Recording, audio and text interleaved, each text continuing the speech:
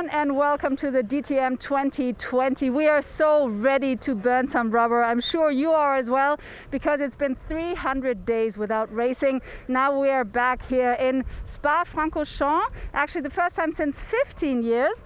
And yeah, we're excited, even though, of course, everything looks different due to COVID-19. We're all wearing masks. We all have to keep our distance. And as you can see behind me, the tribunes are absolutely empty. That means, unfortunately, no fans. But to be honest, we're excited to be here because a few weeks ago we didn't know when it would start. Now it's finally happening. We are here, so let's do this. And yeah, it's all about René Rast, the reigning champion. And surely the other drivers are going to try really, really hard and push him, because of course it's all about the crown. But now, first of all, let's get started. Let's kick off the DTM with the first race. And now here's your commentator first.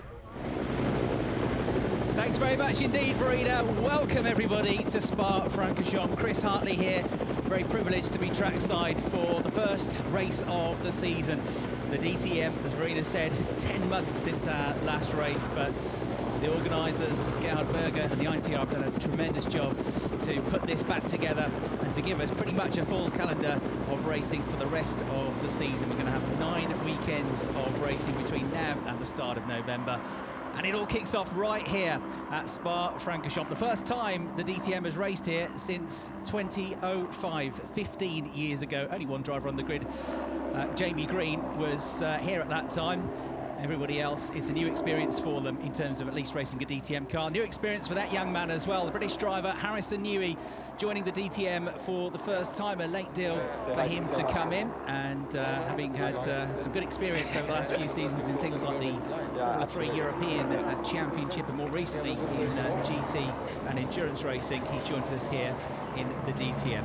And another of the newcomers this year, we are very pleased to welcome along Robert Kubica, the first ever Polish driver to race in the DTM, the ex-Grand Prix racer, ex-Grand Prix winner, joining us on the grid. And he certainly looked like he was going to be very fast in the free practice session that we had this morning in slightly damp conditions. He's got work to do from a bit further back on the grid for the race.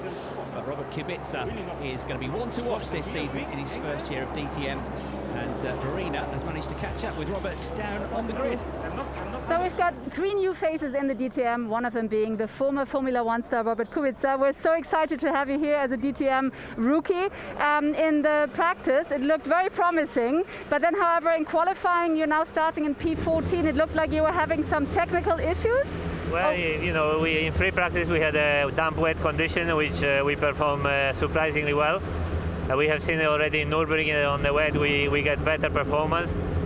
On the dry, you know, it hasn't been a lot of experience for us, so we get into qualifying. The tires were lasting only 1 lap, and unfortunately on the fastest lap I have also a gearbox issue, so lost a couple of positions, maybe even more, but that's how it is. So yeah, today afternoon will be quite challenging with the tire deck and the first race in DTM. Everything is so compact that yeah, it's a busy weekend, a busy day for myself, but also for a team which is a rookie team, so it is not easy one.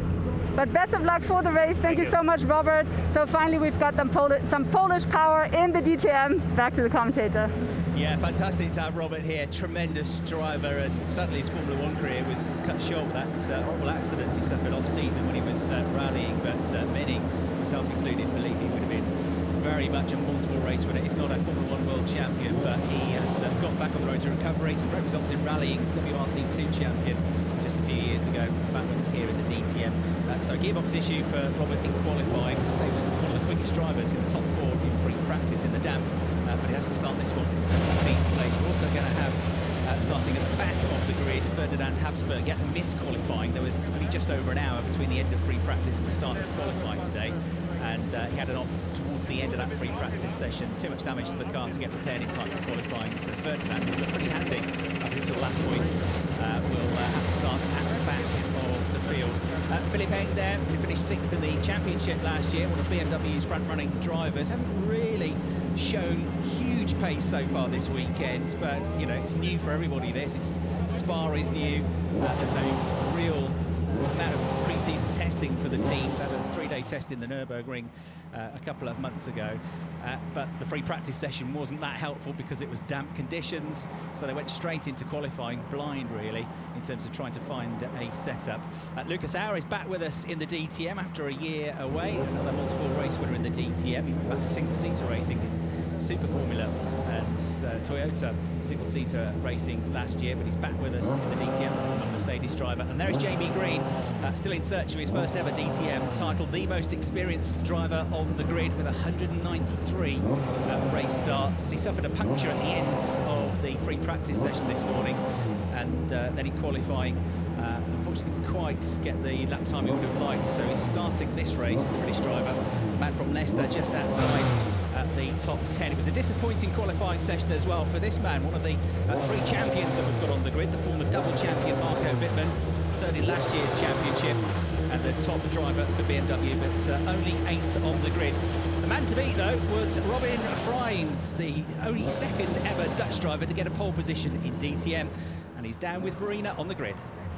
Here's the man who is in pole position, Robin Freins, and you're looking very relaxed under your umbrella. How's it feeling for the race? Obviously, you've got the best position to start in. Yeah, obviously we have the best position to start from, but with those long straights, it's quite easy to overtake, especially with DRS and pushed past. As everyone knows, the leader cannot use them. So I think we will definitely see some overtaking in the first couple of laps, especially in the lead back. And let's just hope we keep it clean and have a lot of fun. And also it's completely different weather conditions now, right? I mean, the sun's really come out, it's hot. Yeah, we also, in FP1 it was like damp with rain tires, so we don't have the information of the long run with the tires we're having. So we basically go in the race blind, not know what to expect. So, but that's for everyone the same, so I think it's going to be very interesting for everyone. Okay, so best of luck, Robin. Thank you so much. So we're very excited to get racing. So here's your commentator. Thank you, Verena. Great to hear from Robin. I won't say exactly what he said on the team radio this morning in qualifying, but basically he said at last we've got pole position. It's only his second season in DTM, but Robin is a man well used to being on pole position, winning races in other Formula BMW Europe champion, Formula Renault Euro Cup, and Formula Renault 3.5 Series champion, a double champion in Blancpaul in the GT Series and the Sprint Cup. So he comes to DTM with high expectations, having finished 5th in the championship last year. The driver that pushed him all the way to pole position, though, only just over 1/10 of a second behind, was Nico Müller, runner-up in last year's championship. And for the second race in succession, having been on the front row of the grid at Hockenheim at the end of last season, he is going to be on the front row of the grid here. Nico Müller starting in second place for today's race down on the grid with Verena.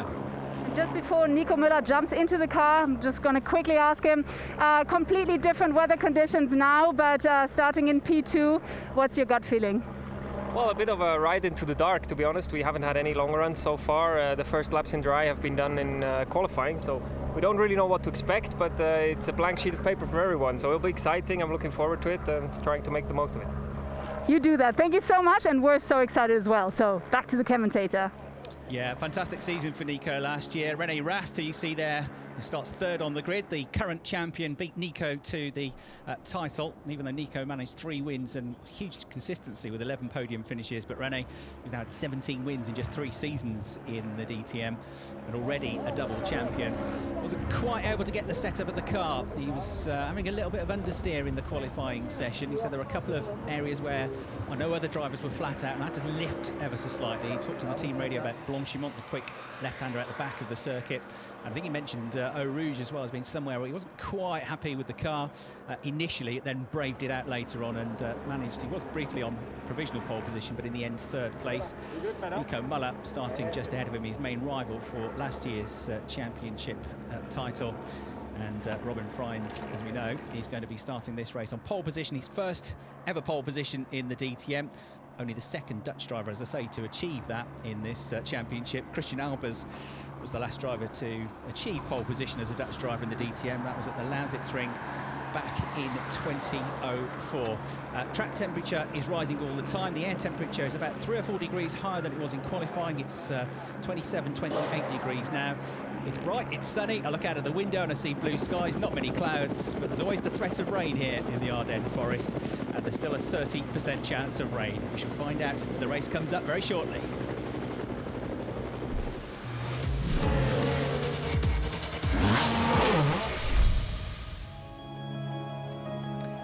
So we are here at Spa-Francorchamps, this beautiful part of Belgium, the east of Belgium, 50 kilometres away from Liège, the Ardennes forest. There's the centre of Spa, which has its casino, its historic buildings, its funicular.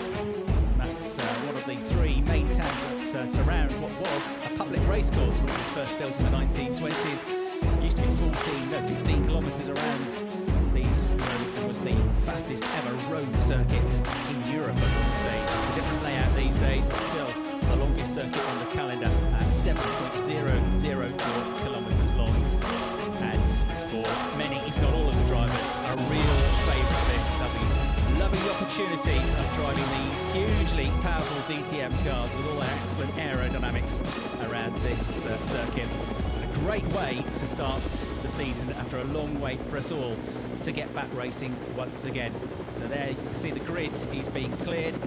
I overlook the start-finish line, so I can see the drivers and the engineers now just making their final preparations before we get the race underway. The first of two races this weekend, the format being qualifying and a race each day. A 20-minute qualifying session we had this morning to determine the grid for this first race. And this is how then they shape up for the first race of the season. Robin Frijns just a tenth quicker than Nico Müller for pole position, his maiden pole. René Rast, the double champion, and Mike Rockenfeller, the 2013 champion, line up on row 2. Sheldon van der Linde and Timo Glock are 5th and 6th on the grid. And then we've got Loïc Duval, the former Le Mans winner, 7th. Marco Wittmann in 8th place, 3rd in last year's championship. Lucas Auer 9th on his return. Philip Eng in 10th position in the BMW. Jamie Green, one to watch coming through, always a front runner. 11th, Fabio Scherer, and his first start, starting in 12th. Jonathan Aberdeen and Robert Kubica, who you heard from on the grid, are next up. And then we're going to have Harrison Newey starting 15th. And we're waiting to see whether Ferdinand Habsburg is there. I think the car is there. We should still have the full house. Ferdinand with work to do in what is going to be a 55-minute plus 1 lap race. The lap record held by Mika Häkkinen, the former double Formula 1 world champion. When he raced in DTM, he was very successful, and he won the race here 15 years ago, ahead of the Audi Team Abt drivers of Matthias Ekström, who was a double champion in DTM, and Tom Christensen, who has a successful DTM career, but was, of course, best known for his excellent work at Le Mans as a 9 times winner of the Le Mans 24-hour race. So Mika Häkkinen with the lap record, a driver, of course, who the chairman of the ITR, who organised the DTM, Gerhard Berger, used to race against. We had John Alesi 4th that day as well. And here we have amongst us some other former Formula 1 drivers on the grid, including Robert Kubica and Timo Glock. There you see the front 2 drivers on the grid then, all set and ready to go. They'll have the opportunity throughout the course of the race to use DRS. That will be deployed in the race for much longer periods than we've had before. So we are going to have DRS activated for 50% of the expected total laps of a race this year, much more than the 12 laps they're allowed to use them for last year. That will really come into play on the shorter circuits like Zolder, where we have more laps in a 55-minute race. Here at Spa, of course, it's a much longer lap than most places, but it will still make a difference. There's no 3-second DRS window anymore either. You don't have to be within 3 seconds of the car in front to use that. The drivers, the chasing drivers, are now free to use that. And a few occasions where you cannot use DRS, one of the most important ones being if you're the race leader, you can't use the DRS system. The angle of the rear wing changes to give you more speed in a straight line. 18 degrees it can change to, that's the maximum limit this year. And makes you sleeker through the air. Push to pass also can be used for an extra boost of 60 brake horsepower this year throughout the course of the races. Grid then is cleared. There to the left of your picture, getting ready to go off onto the formation lap, is Robin Frijns for Team Abt Sportsline, the Audi. There, the Dutchman aboard, and alongside him, Nico Müller, his teammate, the 1-2 for the team here. Perfect start so far for the season.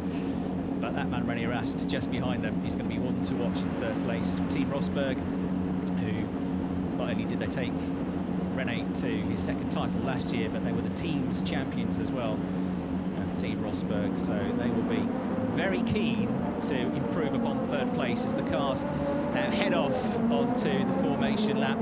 And opportunity for the drivers just to get their eye in one more time. The first of 18 races in this new season. It's been a long time coming. This is race number 505 of the DTM. It's 10 months since race number 504. And we can't wait to get going. Everybody safely away off the grid. Just spotting, I'm sure Ferdinand Habsburg is there, is he? So Harrison Newey, the last car away, and I'm afraid it doesn't look like they managed to get Ferdinand's car prepared for the race either. So a really frustrating start for Ferdinand. He went well in pre-season testing at the Nürburgring. So 15 cars to take the start of the race. Right there is the long Kemmel Straight, which is mostly gradually uphill once you get to the top of Raidillon out of Eau Rouge. It's slightly downhill. They go from a whopping top speed of 300 kilometers an hour, over 180 miles an hour, and they drop down through the first real heavy braking zone at Le Combe, the right sequence of corners, down to 120 kilometers an hour. They come down then downhill, as you can see, to this spectacular Bruxelles corner, which is what used to be called Rivage. You can see out in the distance there the paddock where we all are. There's a roller coaster through there, third gear, 140 kilometers an hour, down through the unnamed left-hander, down into the daunting Pouhon, which has taken this corner, this sweeping left-hander, at 190 kilometers an hour in fourth gear. So just shy of 120 miles an hour. Used to be a whopping big gravel trap there, but these days there's lots more runoff. It still requires pretty huge bravery, I reckon, to come out of there towards turns 12, 13 and 14. The right-left S-bend section through Le Fan in third gear at 140 kilometers an hour, and then they go down towards the double right at Campus and the Paul Frere curve section, which used to be known as Stavelot. Third gear for that one as well at about 120 kilometers an hour, and then they will head out onto the back stretch of the circuit here, which is blindingly quick out through the forest. Through Blanchimont in particular, taken the left-hander at 260 miles an hour, absolutely flat out in sixth gear, before they make their way to the heavy braking zone, coming back towards us in the paddock and overlooking the start-finish line from the last sequence of corners, the bus stop chicane, hard on the brakes. You're going from pushing 300 kilometers an hour down to first gear for this one, down to about 60 kilometers an hour, 37 miles an hour. So it's very easy to outbrake yourself. It's going to be a great overtaking opportunity. And there you can see the cars then make their way to the grid. 9, 8, 7, 6, 5, 4, 3, 2, 1. Stop. Perfect. Drivers cannot see over the noses of the cars from their low-slung position in the cockpits. They have to be guided onto the grid space over the team radio. If they go just fractionally over that grid space, they risk a penalty. It's also worth pointing out they're so low-slung in the cars that when they go up Eau Rouge, up the top of Raidillon, they cannot see over the crest of the hill. It's a leap of faith. They go into that corner flat out, absolutely blind. So it's a real driver's circuit, this. Robin Freins on pole position then for the first time in the DTM. Can he get his maiden race victory? Alongside him, Nico Müller. Row 2, René Rast, the red and white Audi. Mike Rockenfeller, that is luminous yellow and blue Audi. And then Sheldon van der Linde and Timo Glock, the first of the BMWs, 5th and 6th on row 2. Row 3, red lights come on, and we finally go racing. DTM 2020 is underway. Off the line, a very good start for Robin Freins. Nico Müller, he's under attack though from René Rast, who's at the inside. He might try and get the lead of the race here into La Source. Mike Rockenfeller's coming up the inside of Nico Müller now. So Rast is momentarily going to go second. Third place still going with him though, the green and white Audi of Nico Müller. These two fighting for the championship last year. Müller is coming back at him, side by side as they go through Eau Rouge. Neither wants to give way, but Müller's got the place back. Back to second he goes. Third place now for René Rast. And then you've got Rockenfeller and Glock all over the back of him now, trying to pick up a toe as they go on the Kemmel Straight for the first time in the race. Heading down towards the braking zone. Rast is going to have the inside line, but he's got to watch the mirrors here with Rocky trying to come around the outside of him. Brave stuff this, but Rast is having none of it. Closes the door. Timo Glock then tries to come through. Sheldon van der Linde and Mark Marco Wittmann watching just behind. They go over the crest now and down towards Brussels. The gap between the top two, just a couple of car lengths. Spectacular corner this. Great racing, very, very close, but they gave each other just enough room. And everybody, it seems, survives the start of the first race of the 2020 DTM campaign. Kicking up the dust, kicking up sparks already as they push harder. The lap times are going to be, you reckon, even quicker than we had in qualifying, because the track conditions really starting to come and gut now. And the race leader away well. Robin Fry's under no real pressure at the moment. Just watching the pack in the background. Red and black Audi of Loïc Duval just showing its nose, trying to find a gap, trying to find a way through to gain a position. But at the tail end of the top 10 at the moment, they follow each other through. Pit stop windows reintroduced this year as well, for the first time in 4 years, so you have to wait until lap 5 to pit now. The pit window opens when the race leader crosses the safety car line on lap 5, so we're not going to see things like Marco Wittmann diving into the pits at the end of lap 1, which we saw at Misano last year, and going from last to first. That has changed, as on the brakes and down to first gear for the first time into the chicane comes the race leader, Robin Fryns. A bit closer to him through this section, though, is Nico Müller in second place.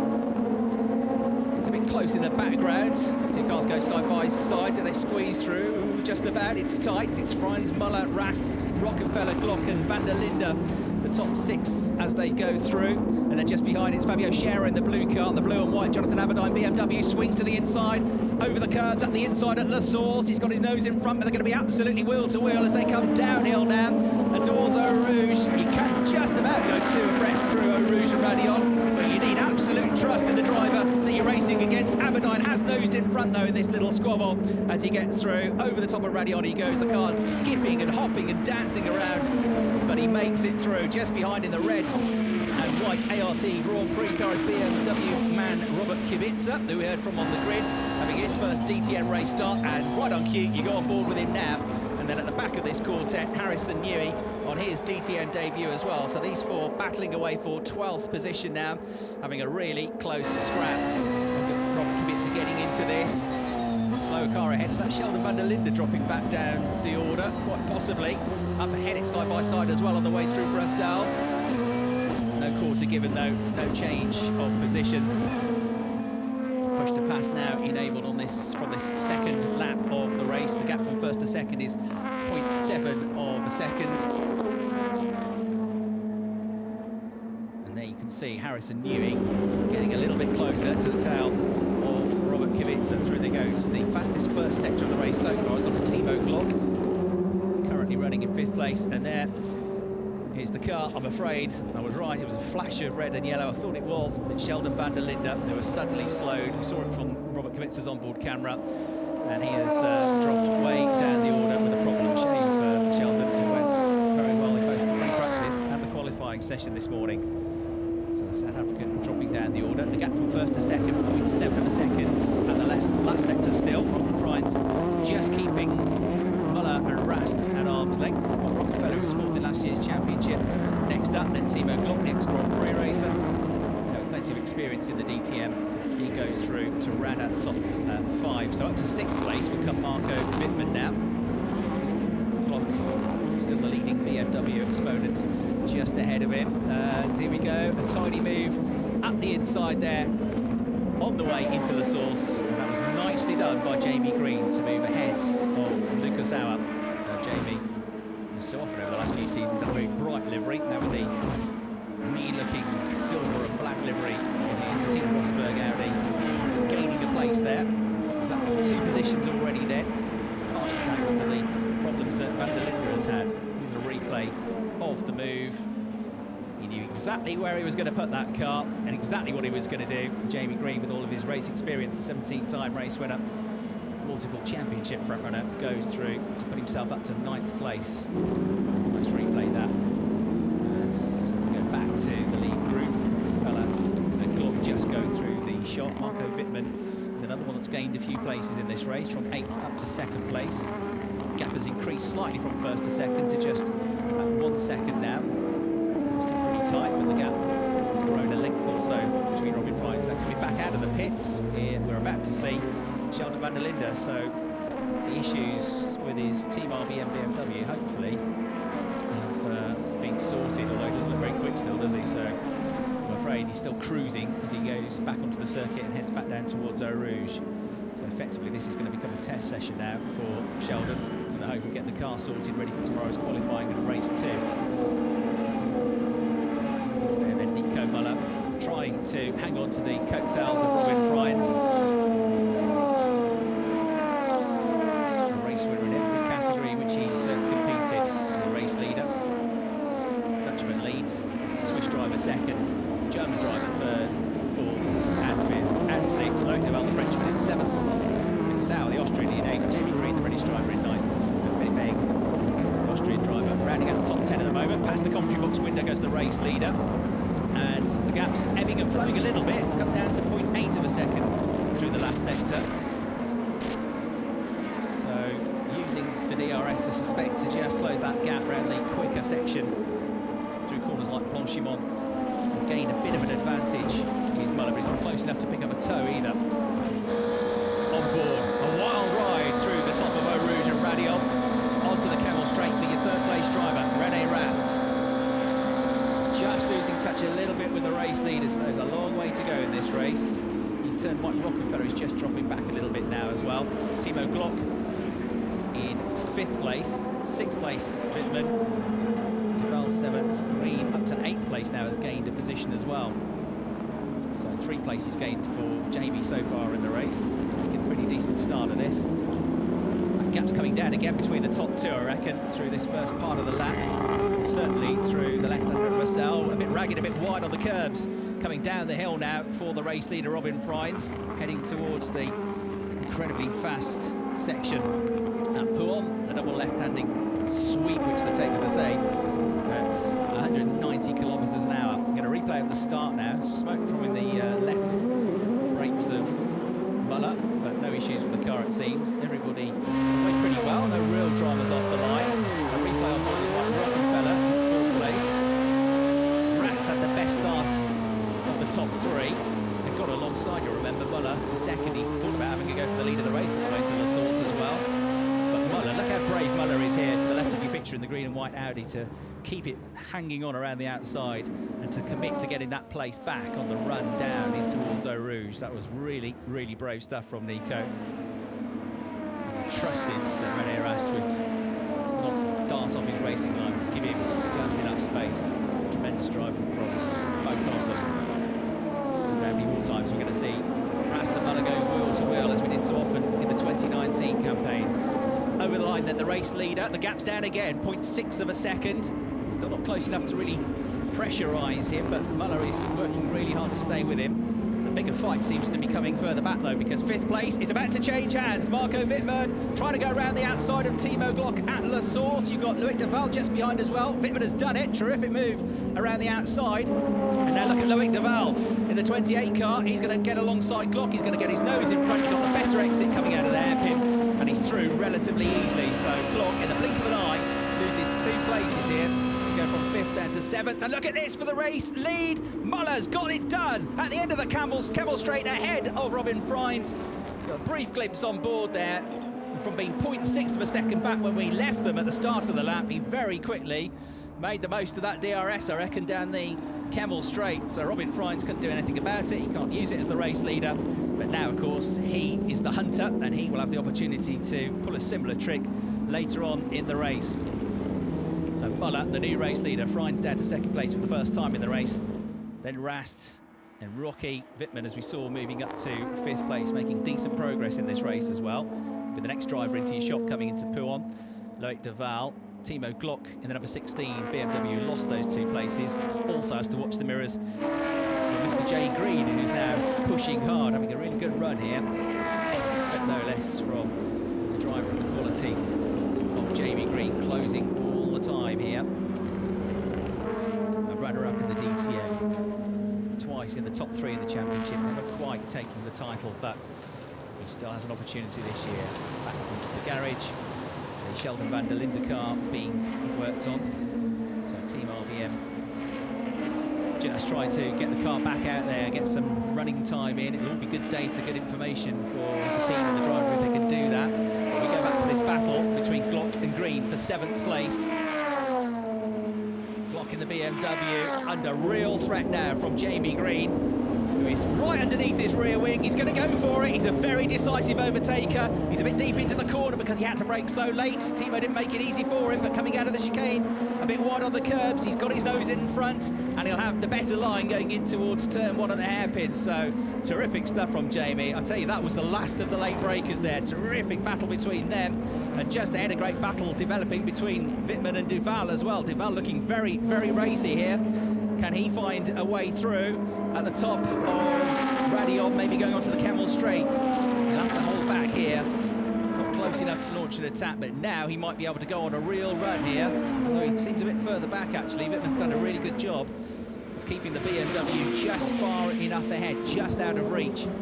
So as they go on the brakes, down to third gear, once more at the ends of the Camel Straight, the gap just grows ever so slightly again on the way through Le Comte, coming out of that now down towards Bruxelles, and again Wittmann quick through that section. So for now, Loïc Duval unable to squeeze past him.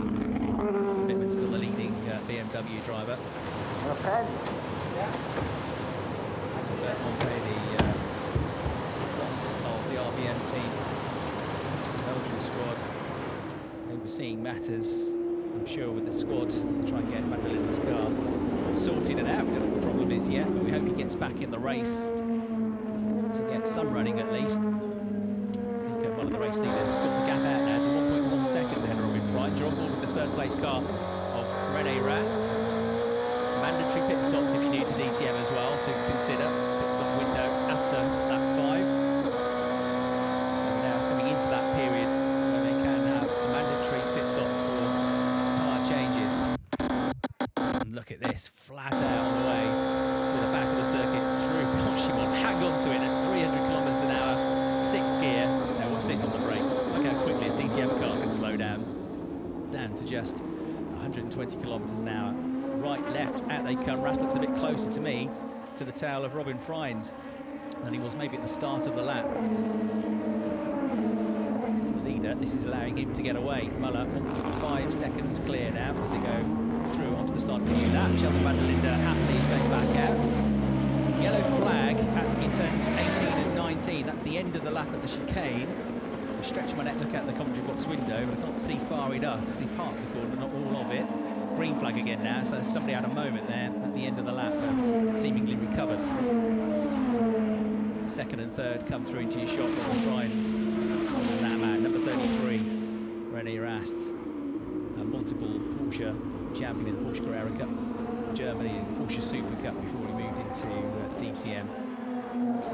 Just getting the back end kicking out a little bit on his Audi, and there we see the 99 machine of the Team Phoenix driver Mike Rockenfeller. It's a long relationship with Team Phoenix, with whom he's had great success over the years. Back on board with René Rast, about to make his way down this roller coaster section through the left and down towards Pouan. There he is, Mike Rockenfeller. He's hanging on now to them. They've certainly left the next group behind. Big gap developing to 5th. There's still nose to tail between Marco Wittmann, the 2014-2016 champion, and Loïc Duval. And Duval in the number 28 Audi closes, not close enough to attack. It's not really an overtaking opportunity at this part of the lap. Don't think he'll have a lunge here either, so he might just wait until they get towards the end of the lap, because there definitely will be an opportunity as they come into the final 2 corners of the lap, coming into the chicane. Marco Wittmann is not going to be an easy driver to overtake, that's for sure, with all of his experience. The drivers that's raced here at Spa, of course, but not in the DTM. Coming up in single-seater racing through Formula 3. That experience racing here. Just edging away now, I reckon, from René Rast, aren't they? In 3rd place. Rockenfeller hanging on to Rast, and then that battle still going on between Wittmann and Duval.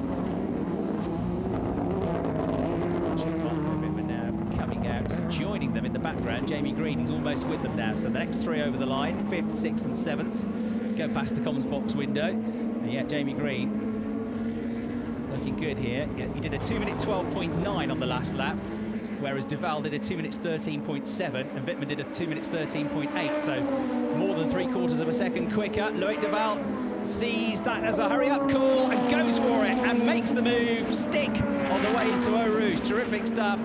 Done luck there a couple of times before, but this time he committed to it, moves ahead of Marco Wittmann and puts himself up now, the Frenchman, into 5th place. Watch Jamie Green, though. He's a man on a mission in this race. Shows his nose. DRS deployed on the silver and black Audi on the way into Le Comte. No way through. Marco Wittmann's got the line covered. But Green is definitely the quicker of the 2 drivers at this stage of the race. He's come from 11th on the grid. If you can get past Wittmann, he'll have moved into the top 6. He'll want to do it rapidly as well, because Loïc Duval has been released all of a sudden and he's quickly edging away. So Jamie Green will need to get the job done on Marco, preferably from his point of view on this lap, so as not to let Loïc Duval get too far off into the distance. Here we go. He's got a better run coming down towards Pouhon. He's going to have the inside line. We know that Jamie will commit because that's what he always does. Great move, well thought out, and a high-speed game of chess that. He was just working out where the BMW was a bit slower, and he got that job done really coming out of the preceding corner. So that's good news for him, because it's only taken him a couple of corners to get past Marco Wittmann, whose next problem is going to be looking in the mirrors to see Timo Glock potentially getting bigger and bigger. Here's another look then at this really brave move from Loïc Duval. Coming down, it's the old start-finish straight here at Spa. Full commitment down into Eau Rouge. Huge compression on the drivers as they go through there. 3G of lateral force. They're pushed down literally into the seats of the cars. All their neck muscles, arm muscles, complete strain on them. Suddenly their heads, already heavier with their race helmets on, become 3 times heavier. Huge fitness required, but lots of the drivers have had more time than normal to prepare in terms of their fitness with lockdown. They've been doing lots and lots of training, and stamina training, the drivers have been saying, so they come into this ready to fight this new season. Right, Müller is 2.3 seconds clear now in the lead of the race from Robin Freins, who in turn is just under a second clear of René Rast in 3rd place. And there's a nearly 5-second gap back to Rockenfeller from the race leader. Rocky is just about a second and a half behind Rast, but 4.7 seconds behind the race leader. And then Duval and Green, who we've been watching progressing, especially Green, progressing through the order. Loïc Duval, though, looking quick. He was definitely being held up a little bit by Marco Wittmann. Marco, though, has kind of held on to the tail of Jamie Green on this lap, doing an excellent job. Loïc Duval, another driver, he'll be looking for his first win in DTM this season if he can. Best results, a 2nd place finish at Zandvoort back in 2017, which is his first season of the DTM. A couple of seasons struggling in the DTM to get the results he would have liked. But 2019, a pretty good season for Loïc, finishing in 7th place with Team Phoenix. Got a podium as well at Misano last year. Right, we're now watching the battle that is starting to really develop for 3rd place here. Mike Rockenfeller, the 2013 champion, has got the bit between his teeth. You're on board with the driver he is chasing down for the final spot on the podium. And you can see there the gap coming down from 1.9 seconds to 1.4 seconds on the graphic over the last 3 laps. So Rocky is the quicker of them at the moment. René Rast not completely 100% happy with the handling of his car in qualifying, and maybe that's still becoming an issue for him here. It looks like he's really having to fight it at times, doesn't he? Through some of the fast sweeping bends. René Rast driving the wheels off the car, but Mike Rockenfeller, he's all over the back of him as they come towards the braking zone into the chicane. René Rast puts the car in exactly the right place, though, on the racing line. There's no chance of Rocky getting through yet, but can he get a better exit here and maybe have a stab on the way into La Source? I reckon he's going to have a go. They draw alongside as they come towards the start-finish line, just about with his nose in front as he came past the commentary box window as Rocky. He's on the outside line, though, so he's going to have more distance to travel. He's going to have the inside line for René Rast coming back at him. They're still going to be side by side, but again, he's got his nose in front. It's going to be a repeat of the Loïc Duval move, but not quite as spectacular. And in any case, the job is done, and Rocky is through up into 3rd place. René Rast now with the car in front of him. You see him fighting the wheel as he makes his way through Eau Rouge and Radion. This is the rear-facing onboard camera from Mike Rockenfeller, who's just pulled off that move, looking back at René Rast now, and you can see what a climb uphill it is. It's a long old walk there. Done it many times in the past, and in these hot conditions today, you've got a bit of a sweat on going up there. It's a long old circuit to walk around, and it's going to be a physical challenge for these drivers as well in what are becoming increasingly hot conditions. Still looking good in terms of the sky above, but you never know here. There's a 30 to 40% chance of some rain in the next hour, but actually a miracle worker to work out the weather at this part of the world, because it changes so rapidly. Here's a replay then. Rocky on the right, Rennie on the left. Tried, didn't quite get through there, but he knew if he could just hang on around the outside, he'd have better traction and he'd have the job done before they got to Eau Rouge. And that is how it played out. Mike Rockenfeller moving up to 3rd place. He started the race 4th.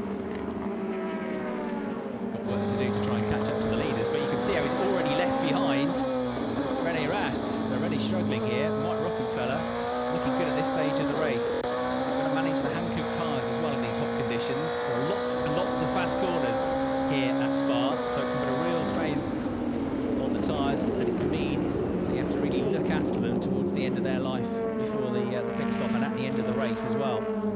So that's another factor to consider in what a relatively long 55-minute plus 1-lap race is whether the drivers can manage tyre degradation and keep the speed going throughout the course of the race. Robert Kubica we're seeing in at 13th place, just behind Jonathan Aberdeen, just in front of Harrison Newey. And Kubica on his debut, 4th quickest in the free practice session. He'd definitely like a bit more rain. And we've got René Rast into the pits. So René Rast into the pits, first of the leaders to come in, first of the drivers to come in to make their mandatory pit stops in the race. You can see he was struggling with the car, and it makes sense to come in now. Push to pass after turn 1 to the finish. DS, you have more than all the others. Use it for the virtual race as well. And maximum rear tire saving. We are good. Out. 7.2 seconds the stop time there. I've seen better, it wasn't too bad. We'll see how that works out. Jonathan Aberdeen has come into the pits as well, just below the commentary box. So there he is, coming into his pit box now. A maximum of 9 team members can work on the car. Only 1 wheel gun can be used. The 9th team member is designated as the tyre catcher. Stop tyres rolling down the pit lane. That's a better pit stop. Okay, watch out. Pit stop light. Watch out. White line. Copy. Watch for the white line, as in don't cross that white line there onto the track. That's the merge line. If you do so, you face a penalty. So Rast and Aberdeen, the first of the drivers to make their mandatory pit stops, dropped to 13th and 14th positions. Half a second quicker the pit stop for BMW Team RMR on Jonathan Aberdeen's car. So Rockenfeller trying to home in, and I think successfully so, on Robin Freins.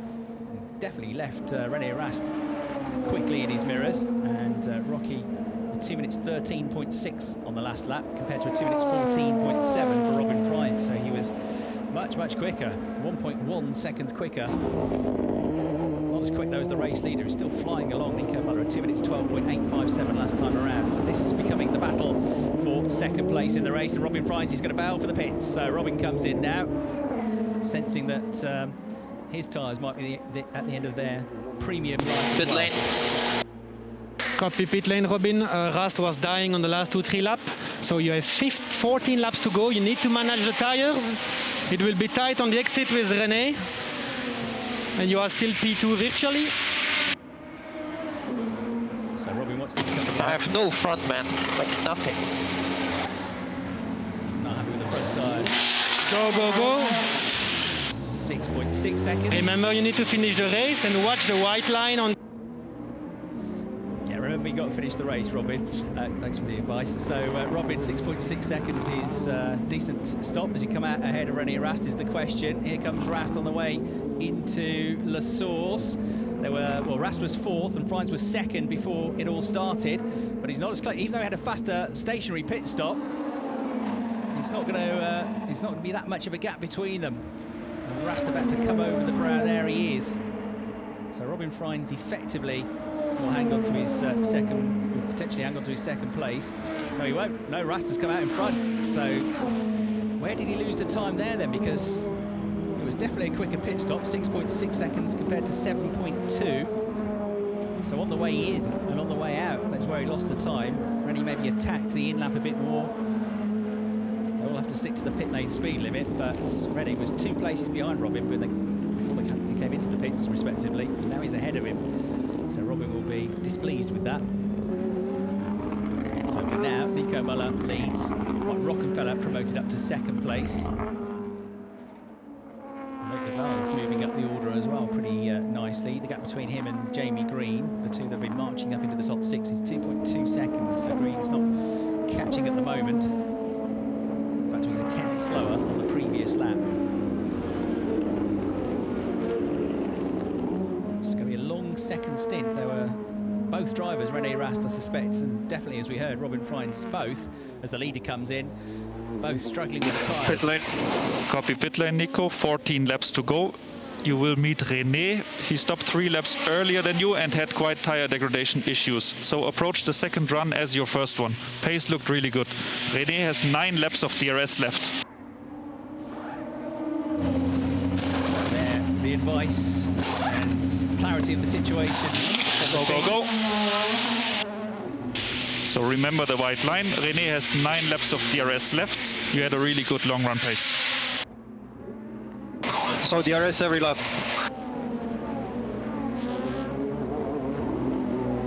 So Felix Fechner, the engineer for Nico Müller, giving him the lowdown on the situation. So René Rast, quick, stopped earlier, but he'll maybe struggle with the car later on in the race. There is René in the number 33 machine. This pit stop period seems very much to have worked out for him. First, he's managed to find a way past Robin Freins. And now with Nico Müller, potentially beatable all of a sudden. Nico, it's a very good start to the race. Mike Rockenfeller up into first place, but yet to make his stop. Jamie Green promoted to second. Lucas Auer promoted to third as the first of the BMWs. Philip Eng fourth, but none of them has made pit stops. There's Müller then. He's much, much closer, isn't he? So René Rast, that pit stop period really worked out for the reigning champion. So effectively, once all the pit stops are done, he should get back up to second place. Should. We'll see where Rocky comes out in all of this, because remember, Mike Rockenfeller had got ahead of René Rast just before Rast came into the pits. But of the pit stoppers, it's Müller, then Rast, and they're not that far behind. The number 4 car and Robin Freins have definitely lost out compared to those two. So suddenly, I mean, a long way behind Müller. You can see him in his target sights now, René Rast. Close enough to breathe down his neck yet. But as I say, the issue might be, if he was struggling with the tyres towards the end of his first stint, his second stint is actually going to be a longer stint. René Rast having pitted earlier than the rest of the front runners. This is where Robin Freins came out of the pits initially in front of René Rast, but of course he had to get up to speed. René went left, went right, was not going to miss up on that opportunity. And that was pretty gutsy stuff. Must have been horrible looking in the mirrors for Robin Freins, seeing this red and white missile suddenly behind him. But he had expected to be a fair bit clear. On board the replay with René Rast, charging his way down towards... So target is P2, P3, definite podium. Laps remaining 13. You will meet on pit exit BMW. Rocky in. You will meet on pit exit a BMW. Right, let's see. He's going to come out in front of... he's going to have a pack of them around him. He's not going to come out in front of any of them, is he? So Rocky out on track now. Where is he, though, relative to Müller and Rast in particular, and Freins? The top 4 of all now made pit stops. Sheldon van der Linde several laps down, who's just behind him. And just in front of him, Fabio Scherer, who's yet to make a pit stop. So there is Mike Rockenfeller in the 99 car. And there, in the background, was Müller. So he's through into the lead effectively once all the pit stops are sorted. He's going to be Mike Rockenfeller, I reckon. We'll confirm it when they come back through. So there he is, the 99 car. Side by side just in front between Harrison Newey, number 10, and number 13, the lighter blue car of Fabio Scherer. Rocky desperate to get past them on his new tyres and not get held up and make the most of this pit stop period, which has gone his way. Still being frustrated here, though. The two in front of him racing on. And there, I reckon, 2 cars behind in the background was Müller. He's down the inside of one, gets up the inside of Harrison Newey on the way into Pouhon.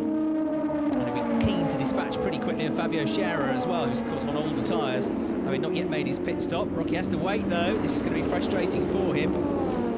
Feels a bit unlucky to get traffic around such a long lap here, but that's the way it's panned out for Mike Rockenfeller. He now though is surely going to have more traction on the new tyres, and through he goes.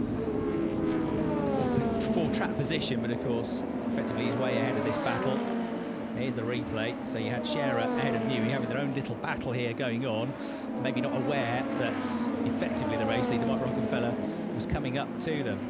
They're not obliged to let him through because they are racing for track position, and Rocky got a bit crossed up there. He had to go on a tight line through the Brussels hairpin. Jamie Green, now the race leader, has he come into the pits? Yes, Jamie Green has come into the pits. So there's Müller through. He pitted on lap 12. Eng's going to be the next one over the line, but he's yet to go in the pits. Then Rast and Rocky no, so it wasn't in the background. Rocky has not made it up enough time to get himself on terms with Müller. Green having his pit stop just underneath the commentary box. He must have been in the distance in the background. The other green and white car, Wittmann, as it was, there he is in the number 11 car. So Müller has held the lead of the race effectively. Green was leading, but he's now in the pits, so it's Müller who will, on the next lap, come through as the new race leader, the next sector. Then Rast, then Freins, then it's going to be Rocky fourth. So Freins and Rocky are the two that have missed out on this. Loïc Duval made his pit stop in between them as well on lap 12, so he's got that done. Wittmann has been in the pits.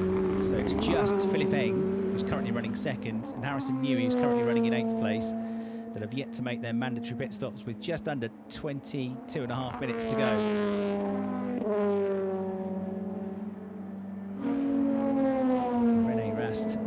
On the track, 8.9 seconds behind Eng, so he's about 11.5 seconds behind Müller. So he's fallen back. You could see him, he wasn't that far behind him when he came out of the pits initially, but the gap has begun to grow. Müller with a very quick lap last time around, 2 minutes 9.756 seconds, whereas Rast only a 2:11.4. So Müller is looking very strong indeed, even at this stage of the race, and he should have a bit more tyre life than some of the others around him as well. Only a couple of drivers have pitted after him. Fabio Scherer, Jamie Green has just come in, and Lucas Auer. He managed to push those tyres on a bit longer in that first stint, 2 or 3 laps longer than most of his rivals. That should be Harrison Newey making his way into the pits at the end of the lap. Philippe Eng to come in as well. Eng coming in, Newey coming in, I would suspect. White line on exit. 11 laps to go. 11 laps to go. You have 8 DRS lap left. Out of the 5th, you have to push everything you have. So Philippe Eng in, Harrison Newey in as well, as he thought probably would. So they're both coming in together. They were 2nd and 8th before it happens, before the pit stops happened. They're going to, of course, drop down the order now. Now here's Jamie Green under threat from Timo Glock as they come out to start a new lap out of La Source down towards Eau Rouge. Jamie Green on fresher tyres though, 2 laps younger than the tyres of Timo Glock, so he should, if the car's working well, be able to edge back away from Timo. These huge rear spoilers on the cars, so the flaps opening up for DRS to make them even slicker in a straight line down the Camel Straight. Jamie Green looking good at the moment. His replay, well, we watched the pit stops. This was him this is how he got through ahead of Timo Glock. It was into La Source, a move which he's pulled off a couple of times already today in the race. Jamie Green. This is the perspective of Timo Glock as Jamie came up the inside of him on the way into the hairpin. Fastest first sector of the race so far has just gone to the 3rd place driver, Robin Freins, 36.4 seconds. 4.7 seconds down on René Rast, but we'll keep an eye on the gap. Remember, Rast, slightly older tyres. So Müller leads, now that it's all sorted out. There he is. And has actually managed to build his lead with a couple of very quick laps recently in the 2:09s. He'll be driving to achieve that. So Müller, he's more than 8 seconds clear now of René Rast. I think he's grown 2 or 3 seconds since René emerged back from the pits, and Müller emerged out just in front of him. So 8 seconds plus now for him. Freins is third, but looking quick. Philipp Eng was fourth across the last timing beam. He's held on to fourth place. That will be impressive. Then Rockenfeller, Duval, Wittmann seventh, Glock eighth. No, Eng is, that was just as they cross the timing beam, because Rocky is going to come through. Eng should be somewhere in and around 10th place, I would have thought. So Rocky's come through the timing beam on fourth, Duval fifth, Wittmann sixth, Green seventh, Glock, who he just passed, is eighth.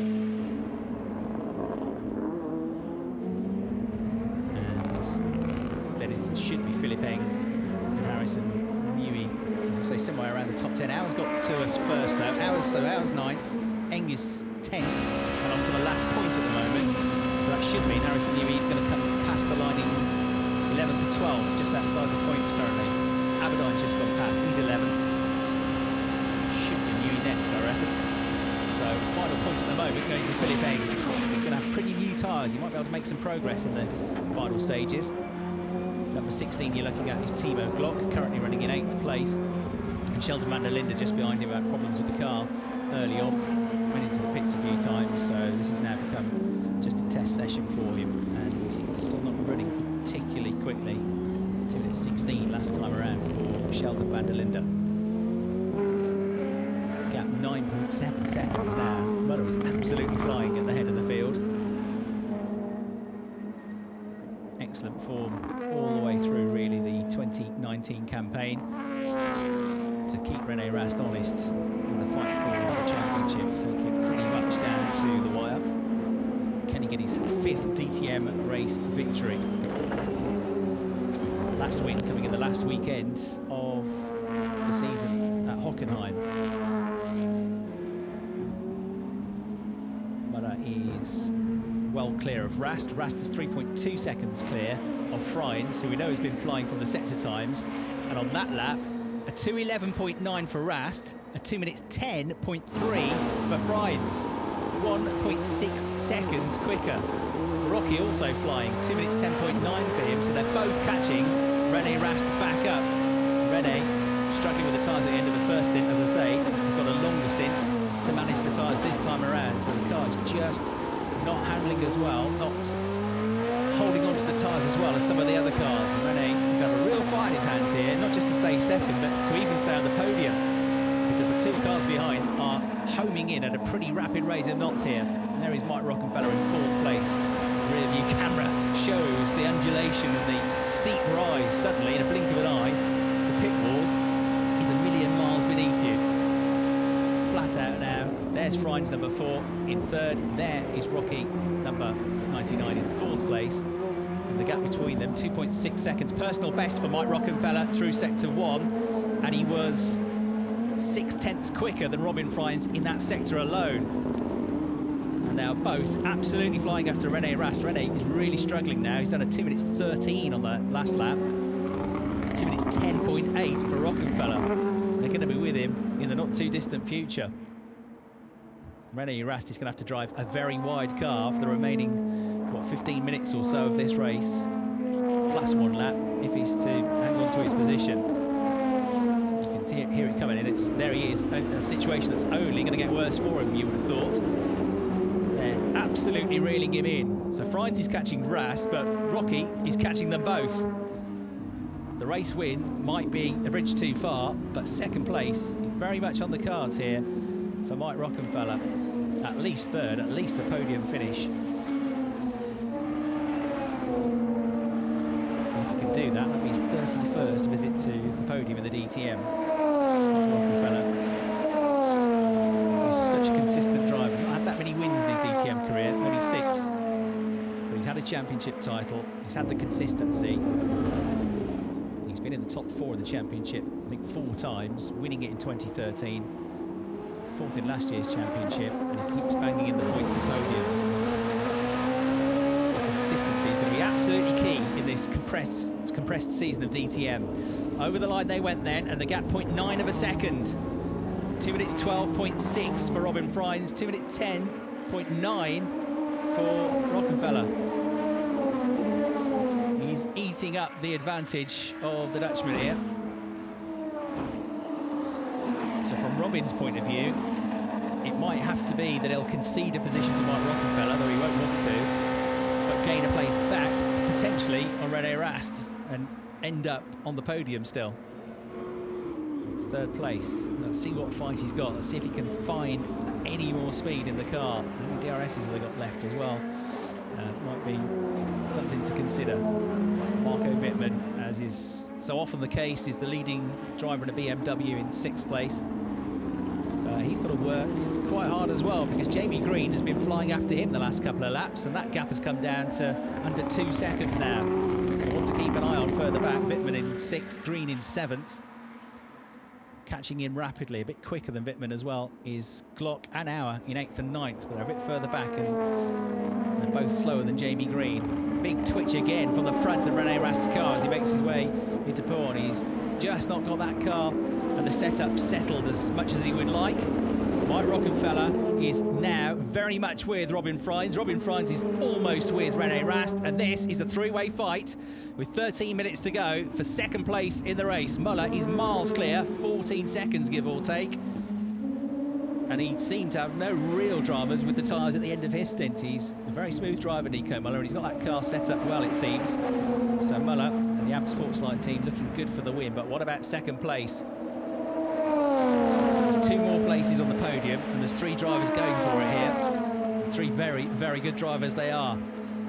Mike Rockenfeller, the quicker of the 3. Robin Freins has got the hurry-up call here. Shows his nose, in the mirrors at least, to Rene Rast. Rene struggling to hold it on the racing line, even through some of the slower corners now.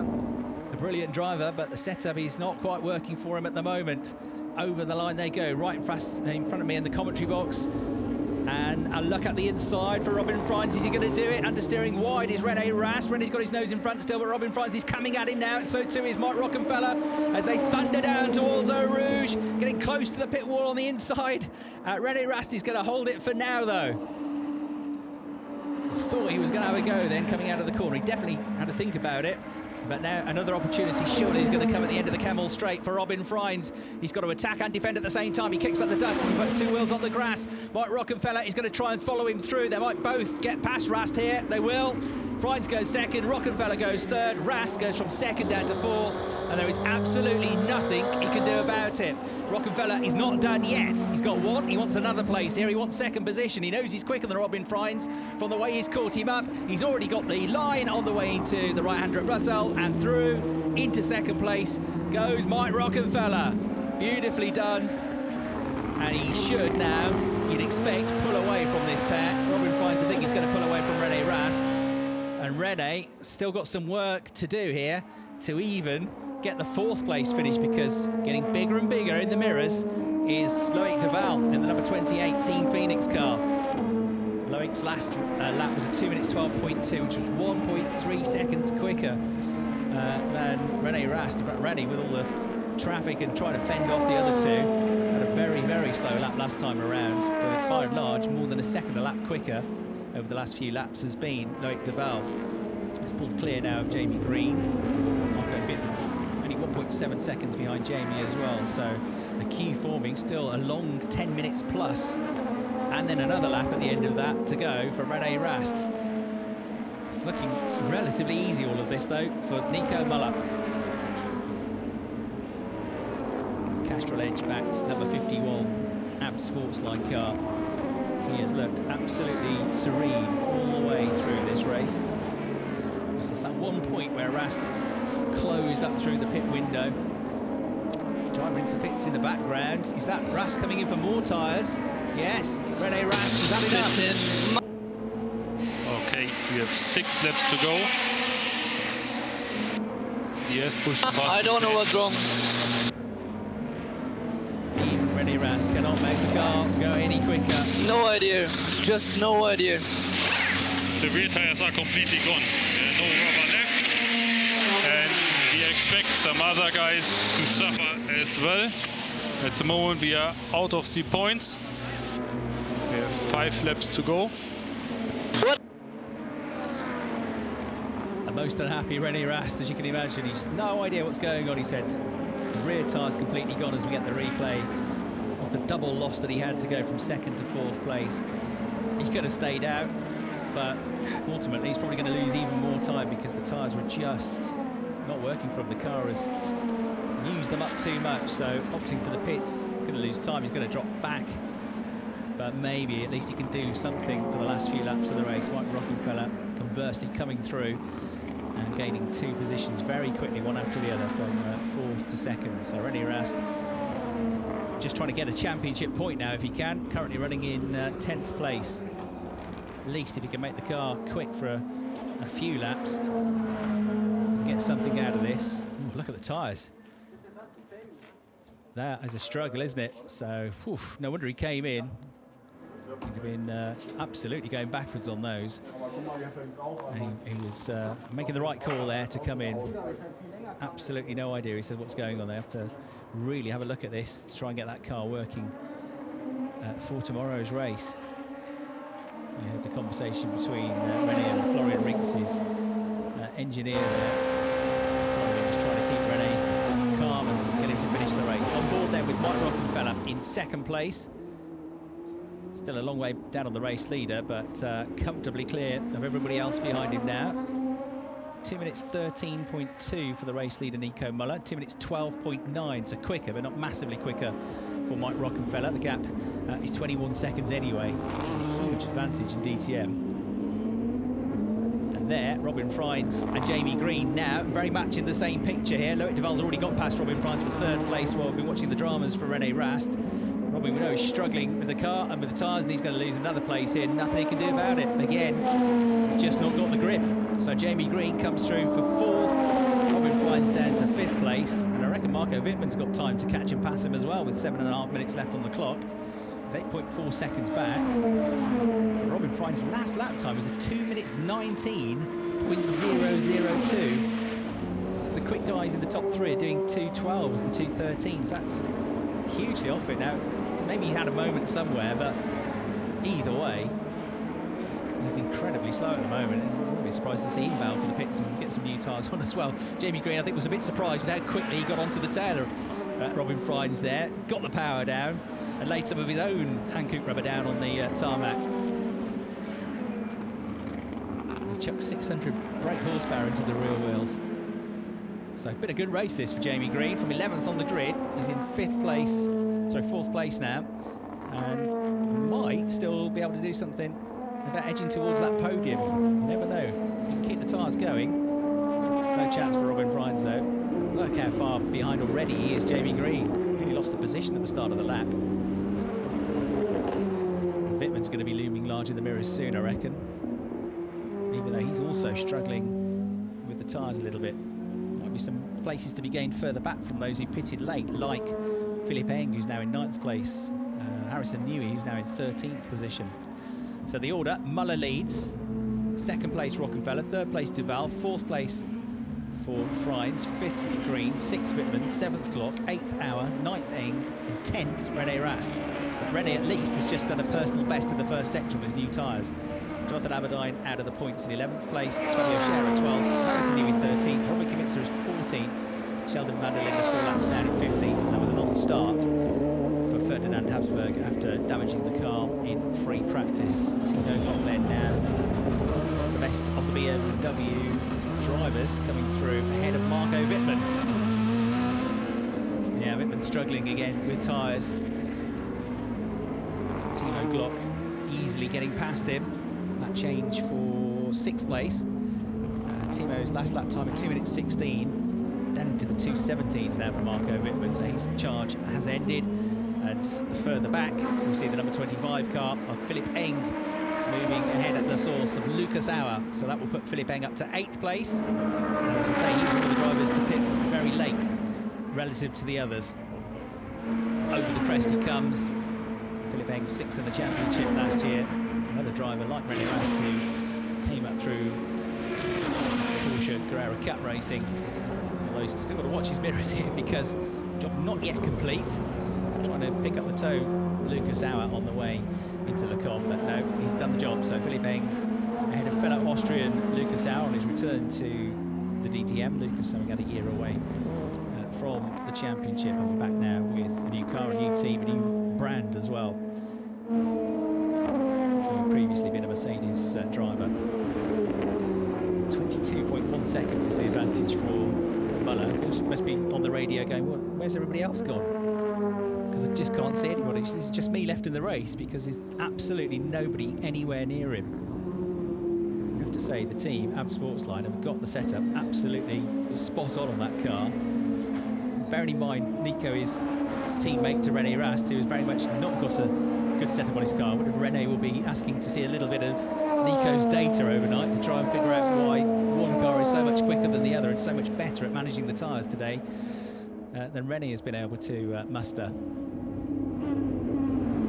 10th place is all he's going to get as well, because he's 9.5 seconds down on Philippe Eng, who's still going fairly rapidly. 3.5 minutes left on the clock. Leader's already through, 23 laps complete. There's Mike Rockenfeller crossing the line, 23.1 seconds behind him. Then Loïc Duval, 1.5 seconds behind him. And now Mike Rockenfeller's times have suddenly dropped off. A pretty sluggish 2 minutes 17 on that lap. So you got Duval and Green both much quicker on that lap. 2 minutes 14 for Duval, quicker than both. Green, 2 minutes 13.1. Could be a podium finish here for Jamie Green. Very much so. Mike Rockenfeller, those tyres have just suddenly fallen off. The pace has just gone, just almost on that lap and a half, just dropping away by a couple of seconds. And it's understandable because, as I say, the teams haven't been able to test here. There's only one free practice session at Spa, whereas you normally get 2 free practice sessions going into a race. And the one free practice session they did have this morning wasn't very helpful because it was damp. They were going around most of the time on slick tyres on a damp circuit, so they didn't really get much information there either. And even qualifying, it was quite a lot cooler than it is come the race. So the data, it's not like the teams can look back at years previous, because they haven't been here for 15 years. Certainly not in this type of car. Mike Rockenfeller is about to be swamped though, because Loïc Duval charges past for second, just drives past him. It's going to be resigned to the fact that Jamie Green is going to do exactly the same in a moment or two's time as well. And that will be Rocky, sadly for him, off the podium as Jamie Green comes through as well and makes the move on the way into La Fan. And again, powerless to do anything about that was Mike Rockenfeller, just like René Rast was earlier in the race. They'll have learned a lot, these teams. Going to be an awful lot of supping over data and working out when to make the pit stop if the conditions are the same tomorrow. It's a big if, because we're at Spa, but if the conditions are the same, some of these teams have to work out a much better route around the race. Just completely understeering there for Mike Rockenfeller, no grip left. Conversely, Loïc Duval's car sticking to the road beautifully. But he's got to watch Jamie Green, because Jamie, yeah, he's on the podium now, but can he get another place? Can he get second position in this race from 11th on the grid? Jamie Green charge this if he can do so. Over the line they go. 1 minute and 11 seconds left on the clock, plus 1 lap once the time is done. So should be time for 2 more laps here, including that extra lap, for Jamie Green to find his way into second place. The Swiss driver, Nico Müller, is a mile clear. Loïc Duval, the Frenchman, in second. And the British driver, Jamie Green, with the bit between his teeth now. Third place, excellent. Second place, if he's got half a chance, you can guarantee he'll have a go for. Jamie Green thundering through, the only driver in the DTM in the current grid to have raced a DTM car here before, all those years ago. It wasn't a particularly good race for him. He finished in 19th place. But Jamie Green can drive a car pretty much anywhere. Doesn't matter how long it's been since he raced here. And here he is now, swarming all over the back of Loïc Duval's Audi. Jamie Green pushing on in the Team Rosberg car. The inside line starting to open up on the way through Brussels, because beginning to understeer more and more, struggling to get the car turned in is Loïc Duval. DRS is left displayed on the windows there as well, pretty evenly matched in that respect. Jamie Green absolutely the quicker of the two. Rockenfeller is gone, look in the background, nowhere to be seen now. Through to the left-hander at Pau, and every time Jamie Green is able to take a tighter line here. He's managed those tyres very well indeed. And here we go, the change for second place. Could it come here? Halfway alongside, not yet. Loïc Duval just about closes the door in time. Time has run out, so when he crosses the line next, Nico Müller will be starting the final lap of the race. Lap and a bit to go for these two. Loïc Duval is pushing so hard to try and keep Jamie Green behind him, to try and keep that car on the racing line. But each time he goes wide through the apex and on the exit to the corner. And here comes Jamie now. Left-hander coming up. He's already through, though. He's done it. He's second. Jamie Green from 11th to second in the first race of the season. The race leader has crossed the line just past the commentary box and into the source for Müller. So we're on the last lap of the race now. Jamie Green, what a terrific drive, terrific effort by him and the team. And a day which started quite badly with the puncture, the right rear puncture at the end of the free practice session. Qualifying didn't go according to plan, but they have found the sweet spot in the race, and he's driven beautifully to come through. He's taken every opportunity he's had in this race. Great effort by him. A flash of green and white as Nico Müller's Abt Sportsline Audi thunders on, absolutely oblivious to anybody else's problems. And here we're going to see René Rast now having a go at Philippe Eng. He's done well to catch him. I know he's got newer tyres, but through he goes. That's another place gained. Every championship point counts. And he'll gain another one there. He started, they've both been going up the order, but he's up to 6th place now with that move. Lucas Auer has been gaining some ground in the race as well. So Rast, 5th place now for Rast. Eng in 6th, Auer 7th. Glock struggling a bit in 8th place. Frines is down to 9th. He's just dropped off a cliff in terms of his lap times, and he didn't come in for new tyres for a second pit stop like René Rast, and that seemingly the wrong decision, because although he lost the time with the pit stop, René Rast has emerged with much more points to his name than as Robin Frines, who's in 9th, with Marco Wittmann also struggling big time now in the last few laps, down in 10th place and the final points holder at the moment. I'll tell you what, though, he might not get that point. He did a 2-minute 20 last time around, and Jonathan Aberdeen did a 2 minutes 14.9. 5 seconds between them, and just about 5 seconds a lap the difference between the pair of them. So Aberdeen might get himself a championship point here if he can keep up that speed. Last time through Blanchimont, though, coming up for the race leader, Nico Müller, looking for his 5th race victory in DTM. Following on from that terrific season in 2019, he's the driver that's going to pick up the early championship lead, because at the end of the first of 18 races this season, the checkered flag waves for the first time, and it goes to Nico Müller. Danke, Jungs! Geil! Awesome job, Nico. Awesome job. Really good pace today. Perfect start into the season. Remember to save fuel now and collect pickup. Well done, Nico Müller. Well done, Jamie Green, across the line in second. Mate, that was masterclass, Jamie. Really well done. Thanks a lot. Get as much pickup as possible, please. Yeah, pickup. Okay, RLS off.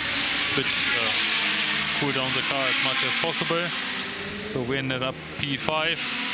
It's the best what we could do with the tire deck, and we will investigate and came up with a plan. So Timo finally finishing P8, 3rd best BMW behind Philip and Luca. Jonathan Aberdeen did it over the line. Look, just coming out of the last corner, Jonathan Aberdeen snuck through to get ahead of Marco Wittmann and to get the final championship point. We just saw it in the background. You've been hearing the team radios and all the instructions about picking up loose rubber and making sure the cars are over the minimum weight limit. Nico Müller, a huge roar as soon as he crossed the finish line over the team radio. Some drive that was. Beautiful car to drive, I imagine, as well, compared to some of them out there who've been really struggling. He wins by 19.5 seconds. An excellent second place from 11th on the grid for Jamie Green. Loïc Duval in 3rd. Very strong drive from Loïc as well to get the final spot on the podium, having started 7th on the grid. Mike Rockenfeller held on to 4th place. René Rast actually 5th place. Not bad, really, considering the car was really struggling to maintain the tyres, and he had an extra pit stop. 5th place, not bad. While we're watching all the battles going on for the final 2 spots on the podium, he quietly was able to charge his way through the field and pick up 4 or 5 places in the last 5 minutes of the race to get 5th place. Philippe Eng in 6th place with a good drive as well. He was one of the last to pit. I think only Harrison Newey pitted behind him. And then Lucas Auer on his return to DTM in the points in 7th. Timo Glock in 8th. Robin Frines massively struggling with the car at the end of the race. Just about the slowest out there. 9th place. We've been lucky absolutely for a podium. Remember, he led the race early on. It was all looking good 55 minutes ago for Robin Frines. Pole position to 9th. is not what you want as a racing driver. So a huge frustration there will be for him and the team. But it's all a big learning curve here at Spa this weekend. 10th place, as we saw, just over the line, Jonathan Aberdeen by 0.4 of a second in the end, but he did the move coming out of the final turn. That was Jamie Green's move, a replay of that to get second place. Just a couple of minutes left on the clock. Marco Wittmann then, despite his best efforts, missing out on a championship point in 11th. Fabio Scherer at 12th on his debut. Harrison Newey 13th on his debut, bringing the car home. Same for Robert Kubica, who got to the finish, 14th place for him. Sheldon van der Linde 15th, 3 laps down, and a non-start for Ferdinand Habsburg. So Nico Müller in the Castrol Edge Audi wins the first race of the season in the Team Abt Sportsline Audi sport car by almost 20 seconds. Jamie Green and Loïc Duval are going to join him on the podium. It's a 1, 2, 3 for Audi, with Mike Rockenfeller in 4th, René Rast in 5th, and Philipp Eng, the leading light for BMW, to complete the top 6. Nico Müller absolutely chuffed to bits to start the season the way he has, and that will set him up very nicely for the season and for the rest of the weekend.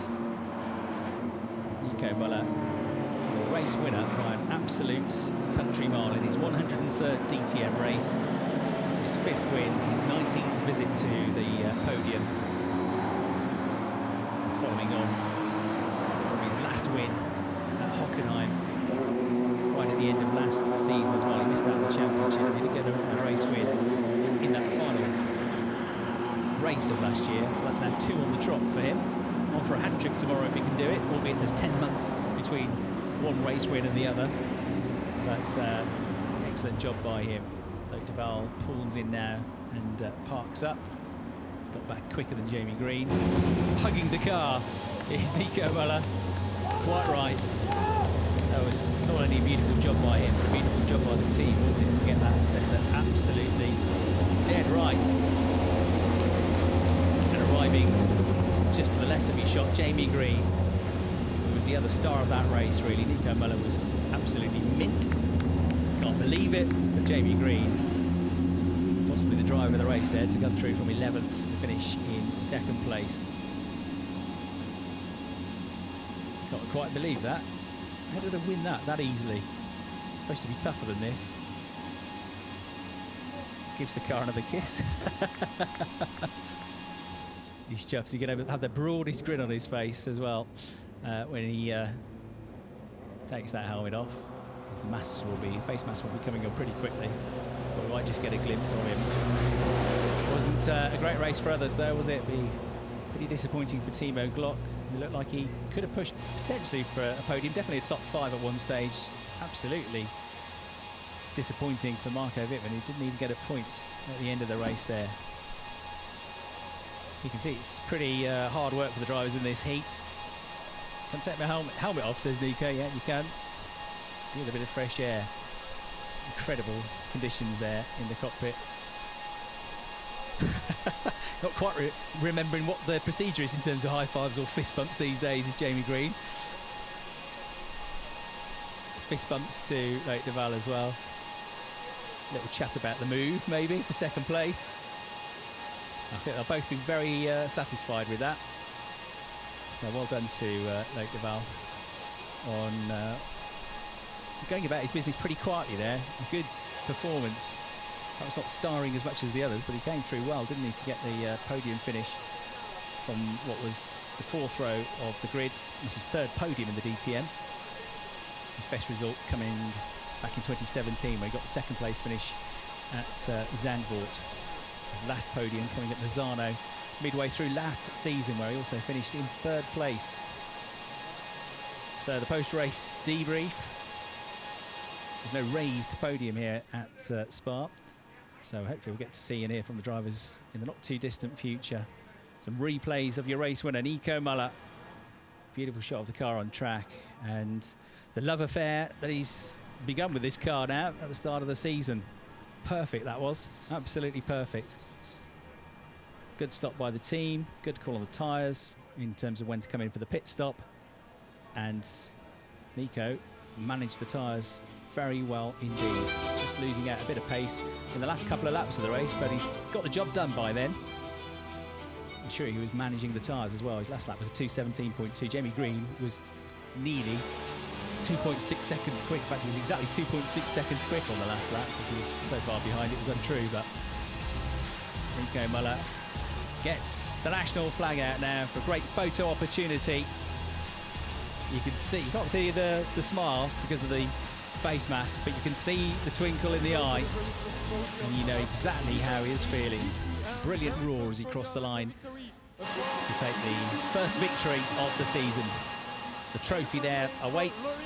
The podium in these COVID times has been rearranged so that it's down in the pit lane. Of course, sadly, we've got no fans here to witness it, but I'm sure the teams will give a big cheer from a distance as well. Super slow-mo of the race winner, Nico Müller. Great shot that. You can see the heat coming, generated from the cars as well. What's become a very hot afternoon here at Spa. The rain never really threatened after we had that damp start to the day in free practice. And onto the podium they come. Nico Müller, Jamie Green and Loïc Duval, and now the winner's national anthem.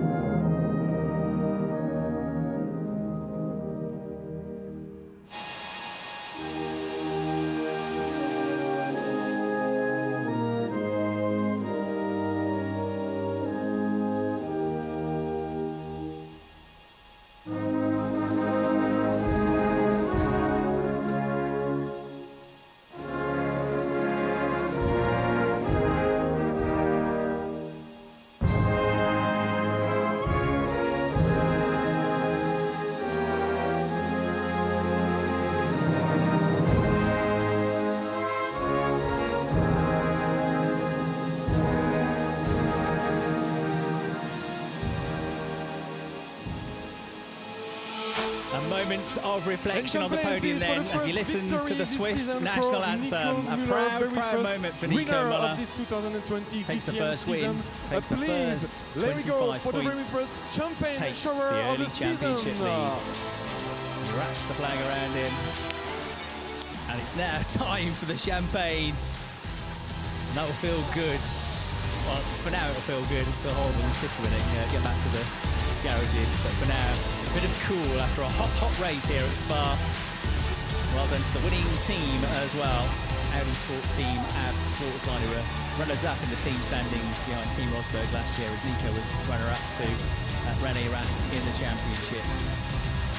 Excellent job by the team, at least in terms of that car. Disappointment on the other side of the garage for René Rast to be in 5th place, but it could have been a lot worse. He made the right call in making the extra pit stop. As he sort of did last year, René Rast scraping some good points out of non-ideal situations, still very much in the fight. Lots of head scratching there will be overnight as they look at the data, try and figure out what they need to do with the setup of the cars, tyre pressures, when to come in for the pits, and that's if the weather remains as it is today. Terrific effort by Nico Müller then, who holds aloft the DTM trophy. Some 10 months after he last made it up onto the podium. Some 10 months since anybody last made it up onto a DTM podium. It's a different atmosphere. No crowd, no fans as yet, but they'll all be watching back home. And if they're Nico Müller fans, they will be absolutely delighted with the way the season has started for last year's championship runner-up. 19.5 seconds clear. I'll be surprised if anybody wins a race by a greater margin for the rest of the season. So the cars will go into overnight parc fermé conditions. There'll be another qualifying session tomorrow morning to set the grid for race 2. So it's a whole new day. Unlike in other championships where sometimes the race results give you the grids for the next races. There is then the results of the race and the championship points table. Jamie Green in 2nd place after a terrific drive from 11th on the grid, and we can hear from him now. Here he is, Jamie Green. What a fantastic race. Coming from 11 to P2, that was absolutely phenomenal. And you put so much pressure on Loïc, and in the end you got him. So it's a happy second place, isn't it? Yeah, I mean the race. To be honest, my first lap was not fantastic. My start wasn't that good, but then yeah, I just had a lot of pace, and I could overtake people surprisingly easily, so it was a real pleasant surprise. And obviously qualifying in 11th, I wasn't too happy with that, but it's always good to put on a good show in the race, and yeah, there was a drive I can be proud of. Absolutely, you really did put on a very good show. And speaking of, even in the qualifying, you were not that lucky with your puncture and everything. So in the end, how it came together is just perfect for you. Yeah, I mean, I want to qualify better because you get points for top 3 in qualifying. So, you know, that would be handy if I can score some of those. So yeah, we'll just work on the qualifying and hopefully maintain the good race speed. You get another chance tomorrow, so let's see that. All right, thank you so much, Jamie, and back to you. Some drive that was. Well done, Jamie. 42nd visit to the DTM podium for Jamie Green. And as you say, he's a drive that he can be very proud of. They've got to work on the qualifying performance, as he rightly says. Extra points these days available for qualifying in the top 3. You get 3 points for pole, you get 2 for second, and you get 1 for qualifying in 3rd place. And they can make a really big difference at the end of the season if, like René Rast last year, you're regularly scoring those additional championship points. It can be worth even as much as another race win, potentially. Loïc Duval came home on the podium as well. 3rd place for the Frenchman, a good drive through the field. And we can now hear from him down with Verena. Yep, and now I've got Loïc Duval, who started in P7, and in the end he made it to P3. Loïc, you were in P2, but I guess there was so much pressure that in the end you're only P3, but are you still pretty content with the 3rd place? Yeah, I was even P8 after the starts. Unfortunately, I mean, the clutch didn't really open, so I stayed there and on the grid, so it was not an easy first few laps, but then I was able to pass the BMWs. Definitely we had a better pace, I mean better consistency through the race, and then I just tried to wait and see what was happening in the front, you know, and then I found out at the end of my first stint that already I was catching the guys in front of me. And then the second stint I tried to be careful because we knew that the tire deck is quite big here and we didn't know exactly what to expect, especially after the practice this morning. And I was, yeah, pretty happy with P2. Unfortunately, I did hit the cliff over there and I went down, you know, for the last 2 or 3 laps, which it's fine, you know. I mean, it's a good start of the season, you know. It's a podium, it's some points. Now we'll see what we do tomorrow. All right, Loïc, thank you so much. And I can see Nico right behind me. I'm going to try to grab him. Let's see. Nico? Yep, and he heard me, so that's fantastic. The winner of the first race of the DTM season 2020, congratulations. We saw you wearing your flag with pride, and it's a national day today in Switzerland, so even better that you won. How does it feel? Great, yeah, I couldn't be much better today. I mean, super happy. Want to thank the team for their awesome job. The car felt brilliant out of the box. We didn't have time to work on the setup at all, so yeah, what they pulled out of the truck is what's standing here, and it worked brilliantly, so thanks a lot for that. The only thing that could have made today even better would have been our lovely fans being here with us on the track, but we're grateful to be able to race. I hope the joy and the pride arrived on the screens at home, and I'm looking forward to share it with you guys as soon as possible on site. Yeah, we all are excited when that changes, but for now we're happy to be here. And one more thing I need to stress is 19.2 seconds. You were ahead of everybody, so you really were in a league of your own. I mean, that car just feels magic, doesn't it? Well, yeah, I think the guys have really worked hard over the very long break, so they made use of every extra day they got. We worked hard together, we prepared in every little detail we could think of, and it paid off today. That doesn't mean it will pay off again tomorrow, so the work is starting again now. The focus is on tomorrow. We have a long season and a tough season ahead, so yeah, we have to make sure that we can get the maximum out of our package every day, and that's what we're working on. All right, Nico, thank you so much. And now, for the moment, back to the commentator. Thanks very much, Verena. Well done to Nico Müller. Don't worry, Nico. We certainly got the gist of how much pride and how happy you were feeling on the podium at the end of the race there. Terrific race victory, another qualifying session and another race to come tomorrow. Thanks very much for joining us here at Spa-Francorchamps for this first part of this first race weekend of the season. It's good to be back, everybody.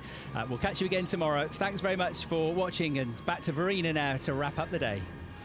Thank you so much to the commentator, and yeah, it certainly has been a very, very hot first race here in Spa-Francorchamps. After 15 years, we're finally back here, and after 300 days, we are racing again, and it certainly feels really, really good, and we're so excited about tomorrow now. I mean, if this was only the beginning, let's see what tomorrow comes. I'm sure it'll be thrilling.